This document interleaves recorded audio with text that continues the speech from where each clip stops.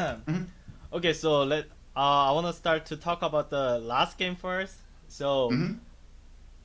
at level two, at level one, Diamond Gaming just invade, and Yeah. they know what you're gonna do, and Mhm. they answer your play. So it was pretty like bad situation for you, right? Yeah. It's And hard for me to problem solve my way out of it because I have three losing lanes, yes, level one. They yeah, also have like Jace Udyr, which is really strong level one. yeah, They have Kaiser Nautilus, which is also strong level one. And then my champion is weaker than Udyr. Like Rumble is weaker than Udyr. So it's like they have three lanes of priority early. My yeah. jungle champion is weaker. I also didn't get the CDR shard, so I couldn't clear my buff level one. Like it was so like I don't know. I don't know. It's very hard to problem solve your way out of the situation. It's like, I mean, it's going to be Jungle Canyon for sure. Like Yeah. it's But and he's was always that good. a draft problem, or was that a like just team composition problem? Like what was the problem? I mean, there's a little bit of like a few things. For example, like we really heavily prioritized Lee Sin, but he loses a lot of lanes in the first couple levels.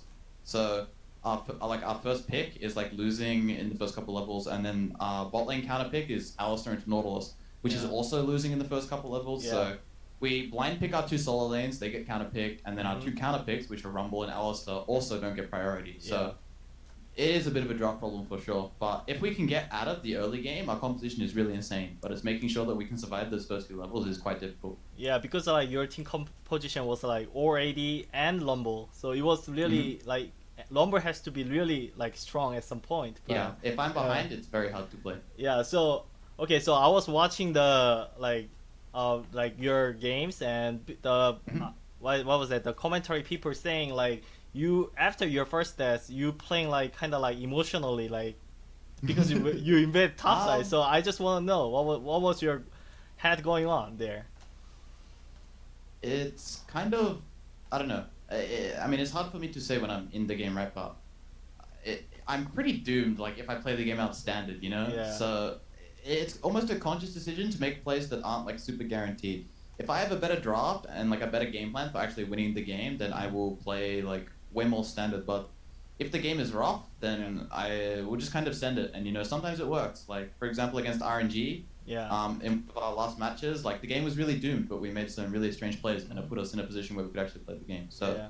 I'm always like, very rarely am I just going to roll over and lose. I would always rather try and do something that I think might, you know, give me a better chance to win. Yeah. And sometimes that backfires and you lose in 15 minutes, but Yeah. it is what it is. Yeah, it's just one lose. So yeah, it's still same.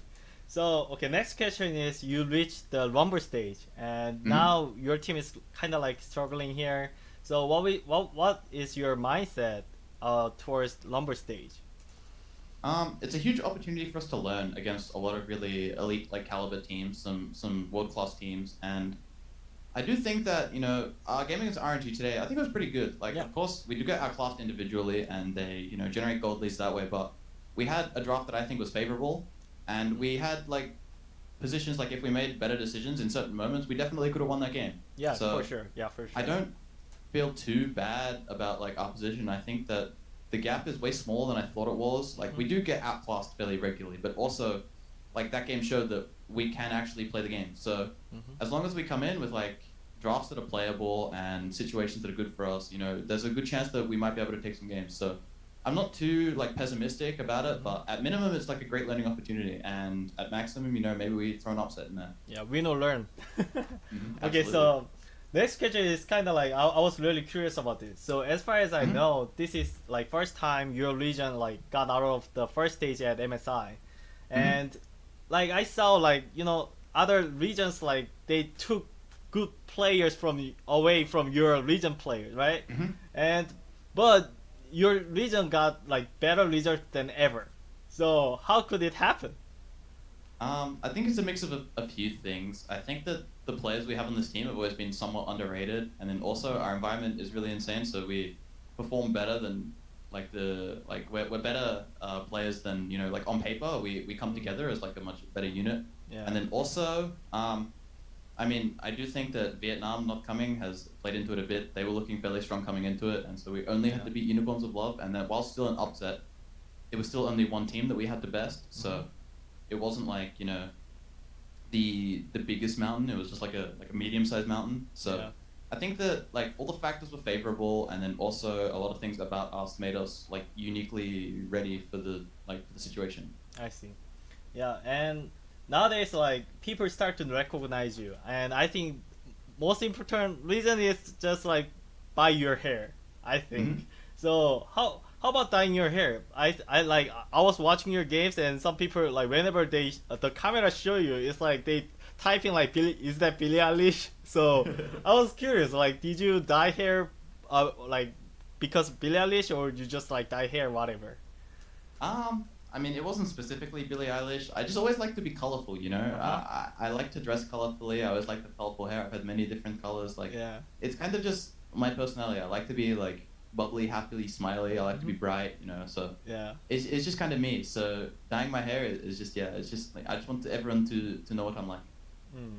I see. So okay. So next question is, you beat UOL in group stage, but it seems Hmm. like the lumber stage is like absolutely like completely different like stage. Hmm. So what are you guys are focusing on at this stage? Well, the Unicorns of Love, we ended up beating them in the end just because their champion pools were pretty exploitable with things, you know, like Zed blind, Karthus blind. They didn't Yeah. have like good answers to these kind of things. But teams here have much better answers to these kind of like strange picks. Champion Mhm. players have deep champion pools.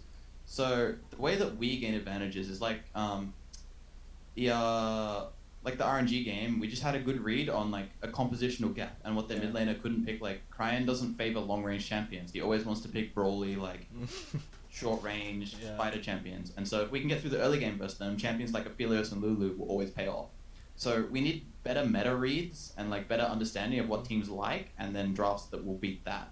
So we have to, you know, like have a much more solid plan rather than just this player can't play anything, you know? Yeah, I think like as a viewer, like when I watch your draft, I kind of like can predict so easily. It's Hmm. just like like your mid just playing like Zed and Lee Sin like kind of like melee attack, and you always go for AP. So I think Hmm. it's kind of like easy for enemy to like know you guys draft. I think that's the most important thing to like talk about for your team. So Yeah. the I think next we game, have like yeah, go for we it. have some like I guess you could call them champion pool issues, but we just favor certain things like pretty heavily. So Hmm. and we have like certain styles that we're not super confident in playing, and there's just a few things that make it hard for us to draft like differently. Yeah. So we tend to lean on a very specific style, and yeah, that does make us pretty predictable for some of these top tier teams. Yeah. So in your last interview, you were talking about Zpig and saying like you check the LS the list tier list. Yeah. So like is that like how does the compare to LS tier list to with your team's tier list? Is that like kind of similar, or is just like it was kind of like meme or joke? Well, I don't think that Zed is the best champion in the game, but I do think he's definitely for sure quite underrated. And there are a lot of champions like that when played at their maximum level do perform quite well. Mm-hmm. For example, like Talon is a champion that is super underrated because in solo queue all it does is roam and kill bot lane, right? Yeah. Same with like Katarina. Everyone just thinks Katarina goes bot lane, gets double kill, and carries the game. Mm-hmm. But these champions have more strengths than just that, and because their playstyles revolve around roaming and punishing like solo queue players, Yeah. they often get underestimated when they have a lot of strength in their kit. Like Zed's lane phase, for example, is very powerful, surprisingly powerful. He can Yeah. always farm from range, and even versus champions like Silas, he has a lot of kill threat. Mhm. So it's more that I mean, yeah, Zed is not the best champion in the game, and I don't think he's no Z tier champion, but he's for sure quite underrated. And there's a few champions that people just tend to stray away from because of their preconceived notions. Like they just dislike how that champion plays, or they don't think it's good. When Yeah. if they gave them a chance, they would find that it's like quite strong. Yeah, I see. I mean, like, I saw the Zed one trick player in Korea solo queue, and he always was like killing everyone. Yeah, Z99, he's Yeah, really Z99, insane. yeah. I always see his highlights, and man, he is very good. Yeah, he's very good. Okay, so you play against like many different teams, and probably play against like more teams in Scream. If you would rank the teams in order of hardest to face, how would that go? Mhm. Can you like make the list like top 6? I think RNG is Mhm. most likely to win the tournament, but they do Yeah. have some exploitable things. Like they just seem to pick Silas in spots where Silas kind of sucks. Yeah. And they often are too short range, but the way that they play out games is super intelligent. Like the game that they beat Cloud9 in, where Mm-hmm. they were in a really tough spot, but they found the way to play the map that allowed them to play the game, which is really impressive because usually Chinese teams just beat you with brute force and like laning and like raw skill and team fighting, but RNG is able to out problem solve all the teams at the tournament. Yeah. So they can beat you both ways basically. So RNG is very hard to defeat, and I find it hard to rank from there on out because usually I'd want to put Damwon at number 2, but they often seem to just like really rely on the way Canyon plays the game. They always play for how Canyon's jungle lead, and they don't take as much advantage as they could in games. Like we just got stomped through Canyon's jungle lead, so it is a reliable way to play the game, and he will usually make intelligent decisions. But you can make more aggressive decisions than Damwon makes, and teams like RNG show you that they will be diving on cooldown and taking every advantage they can. But I do think if Damwon Gaming is playing at their peak, they would for sure contest RNG, and they're 100% second place.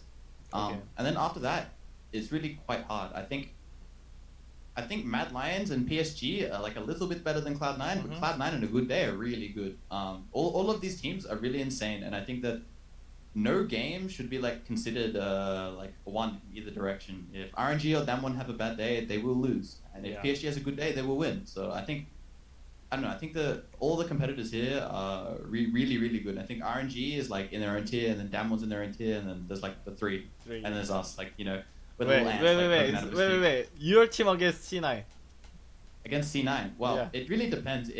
C9, some games look really bad and really beatable, but in a lot of games they look really insane. So I think it's whatever shows up in the day. We can beat C9 for sure, but if peak C9 shows up, we're gonna have a rough time. I see. I'm really like looking forward to that matchup nowadays. Okay, so next one is so Oceania region collects like less attention, and then your team represent the region at MSI. So is there anything you'd like to share about your region? Because people like barely know your region, and I as I know, like last year your region almost just fade away, right? But somehow come back. I think that Oceania players are always going to have a lot of spirit and a lot of heart, and I think that people should just give it a bit of a chance. You know, we might not provide you the best games, but even when our like lower quality teams play against each other, they're always it's a bit of a clown fest. It's quite hilarious. So I think that the broadcast is really good, and a lot of the personalities are really entertaining, and the players are lots of fun, and there's lots of Twitter memes. So if you can take some time out of your week to watch some games for fun instead of studying, for sure OC can be a good time. Okay, so another question is, what do you think about just like other like for example NA just like importing or like good players from OC? What do you think about that? I mean, of course it's going to make OC weaker, but I always want to see like Oceanic players have the best opportunity to play against better players and continue improving. So it's nice to have like a pipeline to keep progressing as a player, because it's hard to improve while you're here. You can only play against OC players. So I think it's really good that the good players here will get chances overseas to continue becoming better, and you get players like like FBI Fudge, who really show up as like very, very strong players. Especially Fudge, he's like a world-class player already. So I think that there's definitely, I mean, there's not too many like diamonds in the rough. There's only a few, but I think that it's good that we get our shot. I see. Okay, so lastly, any shout out to your fans? This one's always hard because I have so many like different supporters. I have fans from all over, like it's hard to address all of them, but like I really am always it always touches me to see all the support after my games. It's always so nice when that people enjoy our team, and like how we are as people, that people find us entertaining, that people like to watch us, and hopefully we can bring you some more entertaining games. I don't want to keep getting stomped, it's not much fun, so I hope we can make you guys proud in the end, and I hope you keep watching. Okay, thank you so much, Pabu. Thank you, man. Thank you so much.